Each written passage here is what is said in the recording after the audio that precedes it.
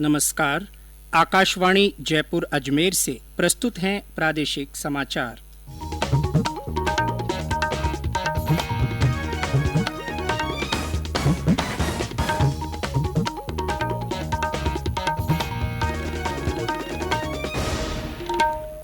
मुख्य समाचार।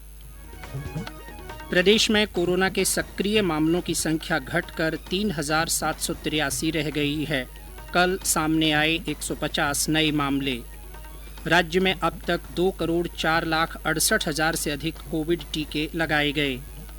कोरोना के खिलाफ लड़ाई के लिए प्रदेश में अस्थायी रूप से 1,000 से अधिक जूनियर रेजिडेंट लगाए जाएंगे। और प्रदेश के दक्षिणी हिस्सों में मानसून के आगे बढ़ने की अनुकूल परिस्थितियां बनी। समाचारों के साथ मैं जितेंद्र सिंह पूनिया। देश के कई राज्यों में कोरोना लॉकडाउन में राहत दी जा रही है। ऐसे में आपसे अपील है कि कोविड महामारी के प्रति कोई भी लापरवाही न बरतें। जब तक आवश्यक न हो घर से बाहर न निकलें। टीका लगवाने के पात्र लोग बेहिचक टीका लगवाएं। साफ सफाई रखें और इन आसान उपायों का पालन करें। मास्क लगाएं, 2 गज की सुरक्षित दूरी बनाए रखें, हाथ और मुंह साफ रखें। श्रोता कोविड से जुड़ी किसी भी तरह की मदद के लिए राष्ट्रीय हेल्पलाइन नंबर 1075 या राज्य के हेल्पलाइन नंबर 104 या 108 पर फोन कर सकते हैं। इसके अलावा वरिष्ठ नागरिकों के लिए हेल्पलाइन नंबर है 14567। मनोवैज्ञानिक सहायता के लिए राष्ट्रीय मानसिक स्वास्थ्य और तंत्रिका विज्ञान संस्थान से फोन नंबर 080461100007 पर संपर्क किया जा सकता है। कोविड बाद की समस्याओं के बारे में श्रोता फोन नंबर 181 पर जानकारी ले सकते हैं। बच्चों की सहायता के लिए महिला और बाल विकास मंत्रालय के हेल्पलाइन नंबर 1098 पर फोन किया जा सकता है। और अब समाचार विस्तार से। प्रदेश में कोरोना संक्रमण से स्वस्थ होने की दर बढ़कर 98.61% हो गई है। कल इस बीमारी से 620 मरीज और ठीक हुए। अब तक 9,38,000 से अधिक लोग संक्रमण मुक्त हो चुके हैं। वहीं सक्रिय मामलों की संख्या घटकर 3,783 रह गई है। स्वास्थ्य विभाग के अनुसार कल संक्रमण के 150 नए मामलों की पुष्टि हुई। 5 जिलों बांसवाड़ा, बारां, भरतपुर, भीलवाड़ा और बूंदी में संक्रमण का कोई भी नया मामला नहीं मिला।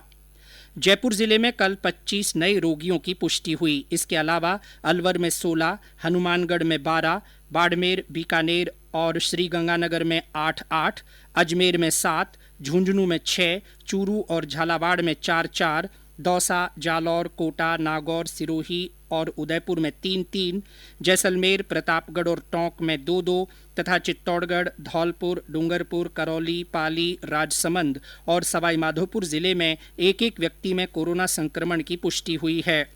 राज्य में कल इस बीमारी से 9 और लोगों की मृत्यु होने के साथ ही मृतकों की कुल संख्या 8,884 हो गई है। देश में कोविड के उपचाराधीन मरीजों की संख्या में कमी आ रही है और संक्रमण से ठीक होने वालों की संख्या लगातार बढ़ रही है। स्वास्थ्य मंत्रालय के संयुक्त सचिव लव अग्रवाल ने नई दिल्ली में बताया कि 7 मई को एक दिन में कोविड के करीब 4,14,000 नए मरीज सामने आए थे, लेकिन इसके बाद से इनमें लगातार कमी आ रही है। इस बीच देश में कोविड के उपचाराधीन मरीज 7,98,656 रह गए हैं। 73 दिन बाद इनकी संख्या 8 लाख से कम हुई। देश में अब तक 2,85,80,000 से अधिक लोग संक्रमण से स्वस्थ हो चुके हैं। स्वस्थ होने की दर 96.03% हो गई है। प्रदेश में अब तक 2,04,68,705 कोविड टीके लगाए जा चुके हैं। इनमें 1,69,56,431 को पहली और 35,12,274 को दूसरी डोज दी गई है। कल 3,82,818 लोगों को टीके लगाए गए। इनमें 18 से 44 वर्ष आयु वर्ग के 3,46,289 लोगों को पहली डोज दी गई है। उधर राष्ट्रव्यापी टीकाकरण अभियान के दौरान अब तक 26,89,00,000 टीके लगाए जा चुके हैं। स्वास्थ्य मंत्रालय ने बताया है कि राज्यों और केंद्र शासित प्रदेशों के पास अब भी 2,58,00,000 से अधिक कोविड टीके हैं। केंद्र सरकार ने अब तक राज्यों और केंद्र शासित प्रदेशों को 27,90,00,000 टीके उपलब्ध कराए हैं। अगले 3 दिनों में 19,95,000 टीके देने का आश्वासन दिया गया है।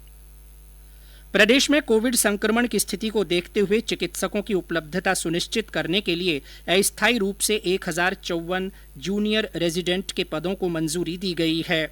मुख्यमंत्री अशोक गहलोत ने ट्वीट कर बताया कि यह पद इस वर्ष 1 जुलाई से 30 सितंबर तक के लिए स्वीकृत किए गए हैं। एक अन्य ट्वीट में मुख्यमंत्री ने बताया कि प्रदेश में आईटीआई भवनों में लघु सौर ऊर्जा संयंत्र स्थापित किए जाएंगे। इसके लिए 15 करोड़ रुपए की राशि मंजूर की गई है।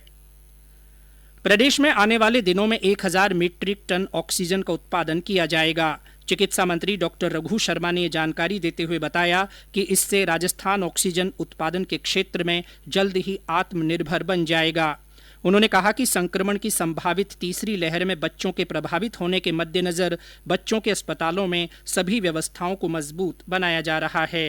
चुनौती कोई भी आ जाए, हमारी जिम्मेदारी बड़ी है, लोगों के स्वास्थ्य से संबंधित है और ये वैश्विक महामारी का दौर है, तो हमारी तैयारी रहनी चाहिए। उसी दृष्टिकोण से हमने राजस्थान में लगभग 350 से 400 कम्युनिटी हेल्थ सेंटर्स का भी चयन किया है। A grade, B grade, C grade, वहाँ पे भी इक्विपमेंट हो या और जरूरी चीजें हैं, उसका गैप एनालिसिस कर रहे हैं। तो जो चीजें वहां हम प्रोवाइड करेंगे इक्विपमेंट के रूप में, उसकी लिस्टिंग कर ली गई है।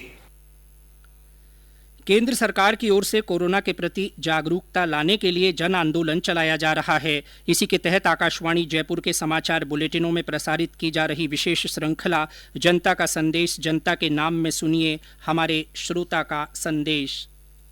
मैं सुभाष सारस्वत, गांव फुलेजी, तहसील लूनकंसर, जिला बीकानेर से। मैंने कोरोना की पहली डोज ले ली है और मैं सभी से यही अपील करता हूं कि नियमित रूप से हाथ धोते रहिए, मास्क लगाए, घर में रहे और कोरोना वैक्सीन लगवाए और लोगों को जागरूक करें। ये समाचार आकाशवाणी जयपुर अजमेर से प्रसारित किए जा रहे हैं। समाचार अभी और भी हैं, पहले ये संदेश।